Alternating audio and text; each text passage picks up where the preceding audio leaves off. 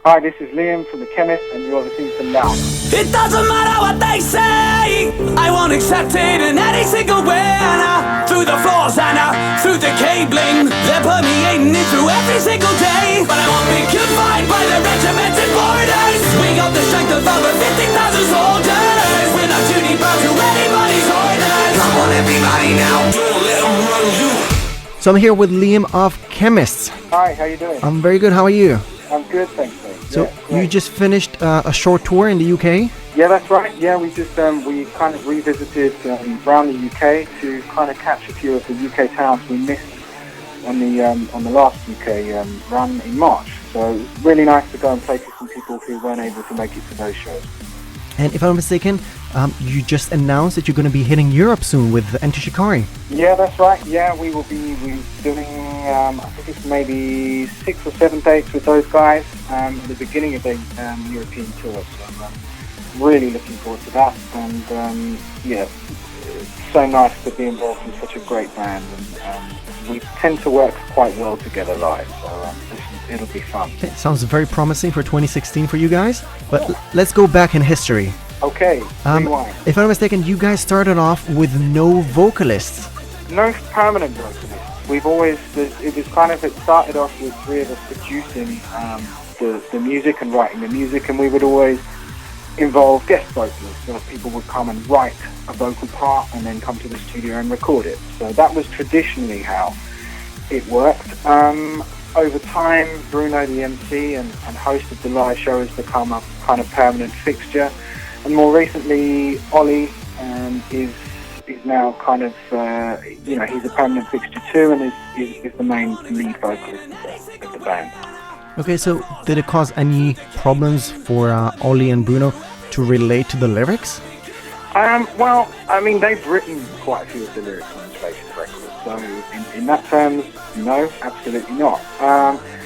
And when we've worked with guest singers on this album, fundamentally what they've done is asked us what the ethos behind the record is. So most of the lyrics across the album relate to a general feeling, and so they had no problem in tapping into what other people had written. Okay, so what made you guys keep permanent vocalists all of a sudden? I think it was about wanting to spend more time with a particular singer and trying to develop that, and also it was getting confusing for people who couldn't work, because we would tour with singers, sort of fairly permanent singers, and then they would disappear, and we would go away and make a record, and then maybe have new singers on the next tour. And I think the audience were finding it difficult to grab onto who this band really was and what this band was about. And I think it's much easier when you've got the people with the microphones being a consistent conduit for the lyrics. And I think people find that kind of easier to get into. But in terms of us as producers, it's also an experimentation of working with somebody over a much longer period of time. And if I'm mistaken, the previous albums, a lot of the tracks made their way to either movies or racing games. Was that a side goal? Right, yeah. It's I guess we have great publisher, and they do tend to do great things with our music, but the music does tend to lend itself to that kind of high energy, high action footage. It just fits with that dynamic, and I think that's for the people choosing the music in the games and the movies. I think they're picking up on that, and as it's been successful, they keep coming back to use more Qemists music because they know that it works. So I think that's kind of the secret behind that success, really. Okay, and are you guys playing those games? Are you gamers in general? We're not massive gamers, mainly due to time constrictions more than anything. But I think if you spend a lot of time playing the games, you don't spend nearly enough time in the studio. So it's a catch-22. We can play more games and write less songs, or we can write more songs and play less games. Okay, you guys sound like a bunch of adults. That's weird. Yeah. You kind of have to, doesn't, these days you You have to work hard. It's as simple as that. There are so many people doing work in this industry that in order to stay ahead of the game and kind of stand out, you really got to put 150% in. It's just that's what it takes now. But having said that, we did have a few cool games going on too, various dressing rooms and stuff like that. So when there's downtime, yeah, people like to pick up the pads and bash the buttons. Is it something like Angry Birds or something more sophisticated? What were we playing? Well, a combination. I think we were playing Need for Speed in one venue, and then we were playing for the older listeners to the show, they might remember Street Fighter 2 Whoa. on arcade. It was on an old arcade machine in the actual dressing room. So we went retro and modern. Well, good luck with that. Okay, let's talk a bit about definition. So you guys are kind of creating fusion between drum and bass and rock. So I would say that your fans kind of like both, or they're coming from both scenes. So what's your favorite fan movement? Is it moshing or fancy leg flicking, or is it more of the lazy drop the bass waiting? Personally, I can't speak for everyone, but I like moshing. And strangely enough, we don't just see that at rock gigs. I've seen that at a fair few kind of heavy drum and bass nights too. So that move transcends both scenes and genres really. So I'm a big fan of that. That's good fun. Is that the majority of fan movements in venues that you guys get? We get a mixture depending on where we are in the world. The audiences, increasingly so as we progress, are becoming more and more mixed, which is really what we want. We don't want just one or the other. We don't want it to be exclusive. None of us are particularly interested in making music for a particular scene or an exclusive audience. It's never made sense to us and probably never will. So the more diverse the audience is, in many ways, the better. Sounds like fun. Let's talk about collaborations. You've had a few in the past. Is that just being lazy or an introvert's way of making new friends?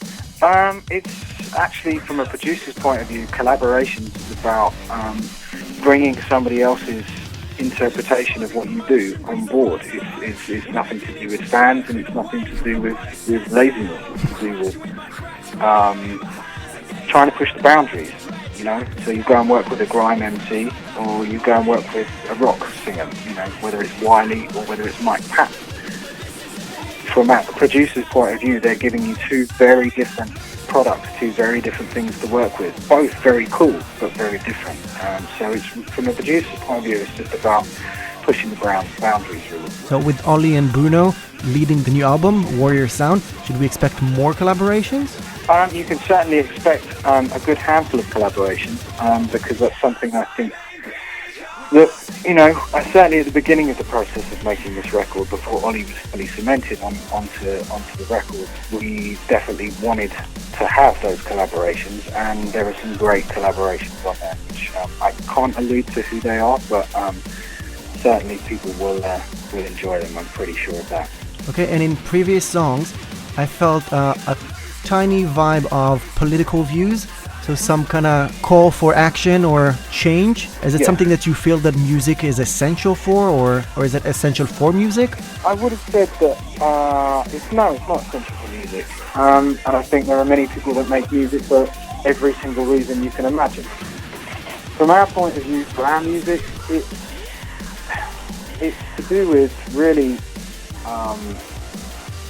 we're not really making a statement exactly about how we feel. It's about allowing people to understand how they feel about things, and to make them feel empowered to stand up and say what they need to say. It's more about the individual. It's more about encouraging people to be the people they are, and to have some level of freedom about what they think, rather than us saying what we think.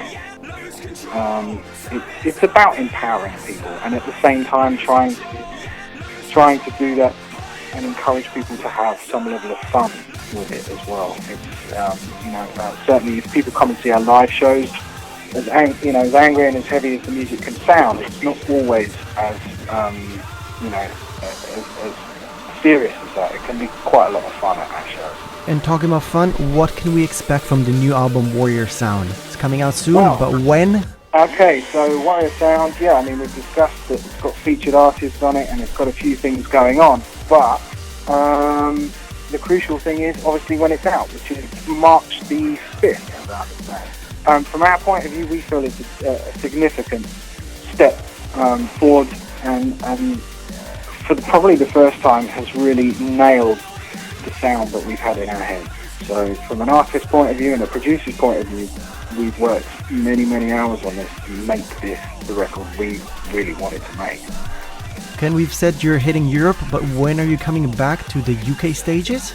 Well, that's being, as I say, at the moment it's being penciled in around the European dates, and I will have those relatively soon. I'm hoping that we are able to make some sort of announcement before Christmas. Okay, sounds like a promising year for you and for us meeting you. Yeah, no, it's been great. Thank you very much for the interview. It's brilliant. Okay, Liam, thank you very much. Pleasure. No, great question. Thanks a lot for your time.